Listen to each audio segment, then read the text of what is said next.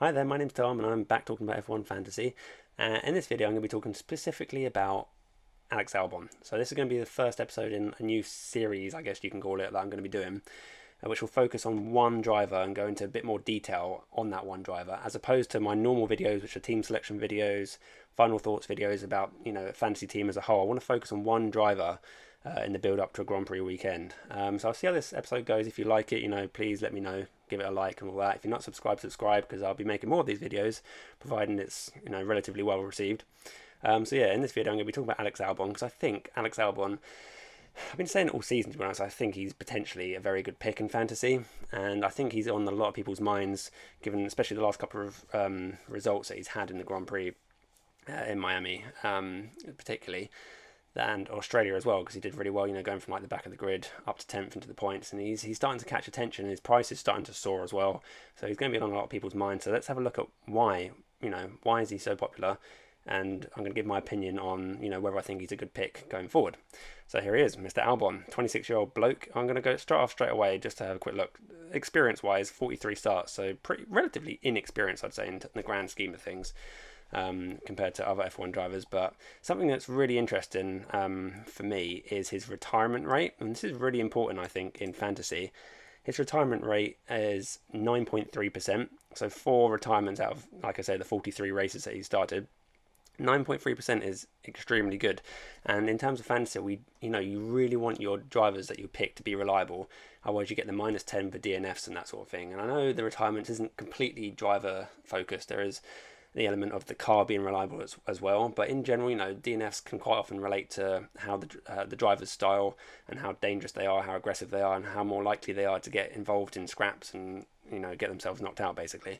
So straight away, 9.3% strikes me as very good, and I was thinking of who I could compare this to, and I thought, who strikes me as a kind of a safe driver, and people may disagree with me on this, but you can't deny that Lewis Hamilton finishes most races that he starts. Like, I think last season he was on like a 4-year run or something of finishing races, correct me if I'm wrong, but that's kind of insane. So Lewis Hamilton is like insanely reliable. So let's compare the 9.3% of Albon to Lewis Hamilton here, 9.22, almost identical. And I know the sample size is obviously different, with Lewis Hamilton having many more races under his belt compared to Albon, but nevertheless, it's almost identical, the retirement rate. And I think Hamilton's a good sort of goalpost to aim at for that. Moving on to another driver who I think is kind of experienced, you'd probably think tends to stay out of trouble, is Sergio Perez, and you look at his retirement rate, it's 13%, it's a bit higher. And the last guy I want to compare it to, you can go on this website, it's motorsportstats.com, you can have a look for yourself. The other guy I wanted to compare him to was George Russell, because similar sort of age, similar sort of experience. George Russell's had 65 starts as opposed to Albon's 43. 12 retirements in those 65, which gives Russell a retirement rate of 18%, which is double, obviously, quick maths, double what Albon's producing. So, in terms of fantasy, you want a driver that's going to finish the race. That's like rule number one, really, and Albon ticks that box big time. Let's throw it straight back over to the spreadsheet. We'll have a look at the stats for Albon to see how he's getting on this season. So the first thing the first thing that strikes me is his points per million this year. So he's on 1.61. And 1.61 is incredibly good. The thing is, this year, there's a lot of drivers that are massively underpriced, so quite a lot of the drivers' points per million per race are kind of elevated. So the likes of Leclerc doing really well, Magnussen obviously massively underpriced at 2.2 points per million per race. But Albon at 1.61 is, he's been going slightly under the radar, but now he's no longer under the radar, I think, with the last couple of races. So doing really well. Let's compare that to last year. So obviously we had Albon last year was Russell, if that makes sense. So Russell last year was producing 1.1 across the entire season. So obviously these like I said, these numbers here in 2022 slightly inflated, partly due to the fact that there's a lot of drivers that are massively underpriced, and also due to the fact we've only had 5 races, so these numbers are going to be kind of out of sync at the moment. And I think as the season progresses, they'll start to condense, and we'll see the numbers come together a little bit more.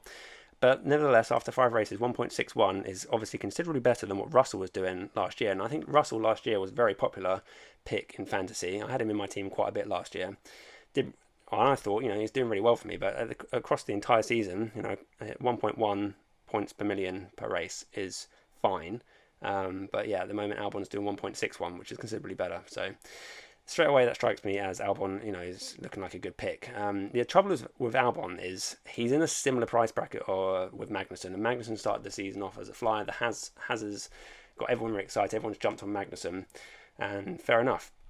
Trouble is with Magnussen compared to Albon is, in my opinion, what's actually currently leaning me more towards Albon going forward potentially is the points gained from positions, gained or lost.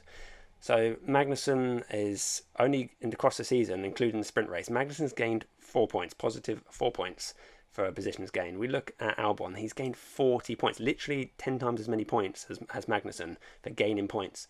And that's due to Albon and indeed Williams, the fact that the Williams doesn't qualify particularly well. In fact, after Miami, Albon's quote, I got a quote here saying that from Albon saying that the anomaly is qualifying, and we need to understand where to get the performance, back from qualifying. So they had it in Bahrain. If we pop over to Bahrain, they qualified. Where are we? This is Bahrain. Yeah, so Albon got up to 13th, so decent. However, in terms of fantasy, because he qualified well, he only got those 2 points. Now, the last few races, the Williams has not been qualifying too well, and that's where the meat of Albon's points are coming from. Let's throw it back to this page over here quickly. We look at Albon's total points. His total points are 61 at the moment, and his points position from positions gained is 40. So, in my opinion, it's crucial for Albon as a fantasy asset going forward. It's crucial that the Williams continues to struggle in qualifying, which is kind of weird. It's like, I want my fantasy driver to struggle, but the points are coming from the positions he's making up. I know there's lots of different factors which lead to him gaining those positions and therefore gaining the points, but the fact of the matter is he is still, he's reliable like we've already said, so he's staying in the races. There's other people around him with these new cars, new regulations, and there's lots of sort of reliability issues which are causing him to move up, and because he's qualified poorly, he automatically is going to gain places just by random people DNFing in front of him. So some random person DNFs up ahead of him, plus 2 points. Another person DNFs, plus 2 points. Good bit of strategy, plus 2 points. All of a sudden he's just gaining these tiny little points. And last season, I've said this before, last season I think I had a success last season because I was very, very consistent. I never had maybe 1 or 2 really good race weeks, but in general, just very, very consistently picking the drivers that are just ticking away. And I think Albon is really ticking those boxes at the moment, ticking away over the points. I think he's a great option at the moment. However, let's think about the next couple of races, Spain and Monaco. So I think the Williams is potentially the way that Albon's gaining his points. He might struggle slightly in Spain and Monaco, partly because of actually overtaking itself is going to be a bit more difficult, particularly in Monaco. So maybe in Spain the strategy can come more into it, but I think in general we might see Albon gain fewer positions going forward. And also, it's particularly in Monaco, if he qualifies, say, for example, 17th, overtaking is difficult. Even with good strategy, it's not going to be super easy to gain those positions. So I think Albon is an excellent option, but I'm still slightly cautious over the next couple of races. Nevertheless, let's continue having a look at him. Another factor which I think is absolutely 100% why he could be a good pick is the fact he's beating his teammate consistently. Latifi he's just not on it, let's face it. He's trying his best, bless him, but Albon's just completely outdoing him at the moment. He's beaten Latifi 4 times in qualifying. The only time he lost out to Latifi was the time he got disqualified in, I want to say, Melbourne. Yeah, Melbourne. And then he's beaten his teammate in every single race, even when he's been out qualified and started at the back of the grid. Albon is getting those extra points for beating his teammate. And one more thing I will say in comparison to Magnussen is the fact that the Hazards have definitely dropped off the last couple of races. Everyone's starting to bring in loads of updates at the moment. Spain, I think, is going to see a vast swathe of updates coming in, and are the Has boys going to get left behind? They've spent a lot of time developing the car all of last season. Are people starting to catch up to them? Is Magnussen still a good option? If Magnussen's still not a good, I'll get my words out in a minute. If Magnussen is no longer a good option, then Albon in that price bracket is surely the next best option, basically, going forward. Let's have a look at predicting qualifying positions in terms of what Albon's producing. So in Bahrain, I can't remember exactly what happened in Bahrain practice. In fact, let's have a quick look. In Bahrain practice, I think Albon had some trouble, didn't he? Yeah, I'm sure he had some trouble, some some issues in FP2, which put him all the way back in P20 over here. So this may be slightly inflated numbers again. But anyway, predicting qualifying, because of whatever happened in practice, he put in the hypothetical, was put down in P20 and put it in P14. So not super accurate there. Okay, fair enough. Let's move on. We look at Saudi Arabia, P18 in practice. No issues going through practice. P18. Where did he qualify? P17. Okay, that's decent. That's decent reliability right there. Australia, P16 through practice. Predictors P16 based on his practice sections. Comes in at P16. Again, some more consistency there. And then I haven't included Imola because it's a sprint race format. And Miami, again, as the man himself said, anomaly in qualifying. We don't know what happened basically. What happened? Similar sort of thing to George actually. George, smashed the first day. P1, P2, etc. Predicted P4 and comes out in P12. So similar sort of thing happened to Albon. Expected P11 and goes down P18. Something went wrong in qualifying. Don't know what exactly, but so kind of some inconsistency, but certainly through Saudi Arabia and Australia there was some consistency. So it'll be interesting to see going forward whether we can roughly predict where Albon's going to qualify. And like I say, going forward, I'm kind of weirdly hoping that he will not qualify too well. As long as he out qualifies Latifi, kind of in the points, providing he can get those positions gained in the race.